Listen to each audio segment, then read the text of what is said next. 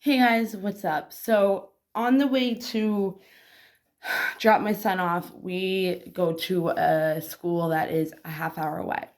And so, when we go, I have us listen to a sermon. So, I usually put on Steve Furnick. Is that his name? I know it's Steve. I don't know if his last name is whatever, but it sounds like that. And he's so deep, man. Like, he is so deep. And that's why I listen to him because you can listen to Joel Osteen, and yeah, his sermons are good. I used to listen to him until I found this guy. There's another guy that I've listened to, but I don't know, I feel like he's more therapy type counseling, which is fine because he has really good sermons too. But Steve Furnick is amazing.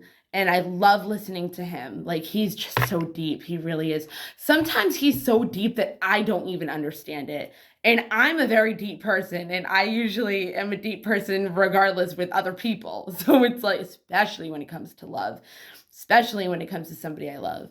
But so I just came back from the school and I stopped at my mom's house and I was like, I gotta do this video. Hopefully I remember like what it was. But the if you want to watch it, it's like an hour long, but it's so worth it. It's called Your Future is Your Focus, right? So it's pretty much saying like in the beginning, this wasn't what I was gonna say, so I'm gonna try to remember this part. So it says in the beginning how like people ask for strength for tomorrow, but it's supposed to be like ask for faith today for the strength for tomorrow. It's something like that, which is totally true, which is awesome.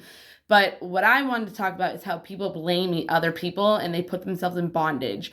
So that he was talking about Joseph. He was talking about how Joseph was um like his brothers like betrayed him and like did all this crap to him, and it was horrible. And they knew it was because he was supposed to be the pharaoh and of the new, like, when his dad died and all that stuff. And he was like, I think the youngest brother, I don't remember, but they ridiculed him. They put him in like a prison or something like that. Anyways, I was just telling Dawson how I don't really believe in the Bible because it's man-made. And even Steve Furnick, he's like, we don't always remember everything that's happened to us, so we don't have the information every single time. So he even said how like the Bible, like this was like these stories were made like decades after. And it's like, so obviously the people that have man-made this Bible and wrote stories about what these people did don't know all the information. So it's like, and if they weren't around and it wasn't Jesus writing the Bible, I just don't believe it. I believe it to an extent, and even if it's not true, I like the stories because they have life lessons behind it. They have a reason for it. Okay, so that's even part of like what I'm gonna say. Is that like we always say but, like we'll always be like, oh, he's amazing, but he leaves the seat up. You know what I mean? Like there's always a but after a good thing. So he was saying how, you know, instead of saying something afterwards and letting the blame or letting that but be from somebody that hurt you or did something wrong, it's like, oh, I went through all this shit, but God did it for a reason. You know what I mean? Like, so the but should always be God did it for my own good. Like, you went through all this thing, these people hurt you, you're blaming them, but this guy, Joseph, all he said to his brothers after they came to him, after he was already a pharaoh, said, you intended to hurt me. He didn't say you did this to me, you did that to me, you did that and that and that and this and the other thing. He just said you intended to hurt me.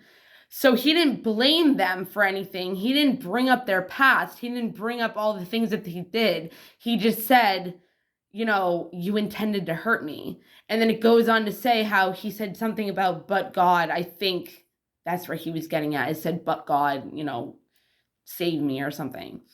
But whenever something happens to us, it's always for our highest good. It's usually so we do learn something from it.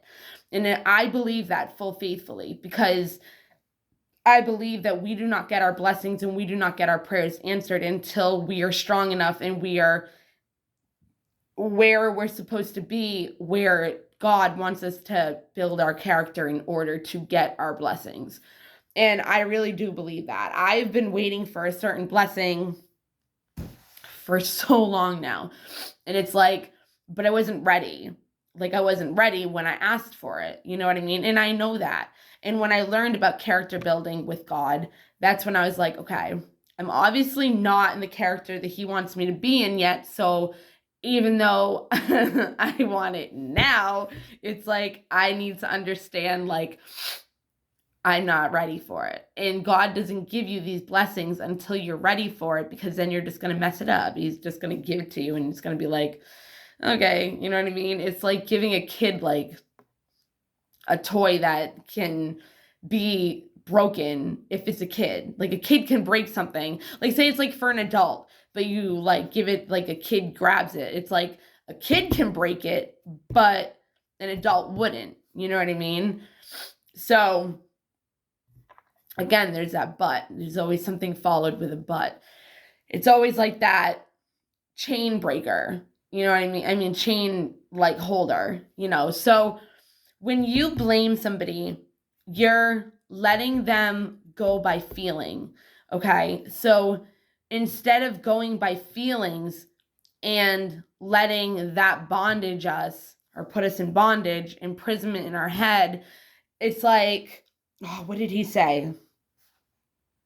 Don't live your life by emotions, because your emotions will direct you in the wrong path.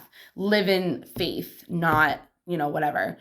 So it's like, say you felt really lazy one day and it's like, oh, I don't feel like doing it today, but it's like a deadline that you had to do it, or like you had to study for a test and it's like, it's tomorrow, but like you don't feel like doing it. So like, how are you going to do good on your test if you haven't even studied yet? Something like that along those lines. So he's talking about, if you're blaming somebody else, you're in bondage of, you're letting that person control your emotions and holding you back and not living life. And I have said this in so many videos, but the way he said it was so amazing. And I wish that I could remember all of it. Maybe I'll listen to it again or something and I'll say it again in a different way or something different. But he's pretty much saying, you have the chains broken as soon as you use but God, and then you give, whatever. So like if I and I know this stuff, so like people will complain to me, or not even complain, just tell me what's going on. And I'm always like, yeah, but it was supposed to happen because you were supposed to learn blah, blah, blah, blah, blah, and this kind of lesson. In my eyes, that's what I would think. Again, I'm not God, but I'm pretty good at being able to see people's lessons and giving them that advice if they want it. You know what I mean? I'm not just going to tell them if they don't want it. And I've been good in the past with being like, well, do you want my advice? Like, because I'm not going to give it to you unless you want it. You know what I mean? Because people can like bitch about all this stuff and then you give them advice and they don't listen, and then they come back and they complain again about the same thing, and it's like, well, don't complain to me if I gave you advice, because it's just a waste of breath. But some people don't want your advice. Some people just want to vent as well. So, and they just want somebody to listen. And so when you're listening, you're in depth of what they're saying. And so it's like afterwards you want to give an advice, but sometimes people just don't want to hear it. They just want to have somebody to listen to them. So instead of blaming people, it is literally such a liberation and such a freedom type feeling when you can say, this person did this, but God intended it to be of my highest good so I could strengthen myself into whatever it is that He wants for me. You know what I mean? And he was saying how, God will work things out for you. And this pastor goes, God will work things within you. That's powerful, okay? But I want this video to be under 10 minutes and I'm almost at the end of it. I'm going to try to listen to some other things and say some stuff because I think it's really important. Okay, bye guys.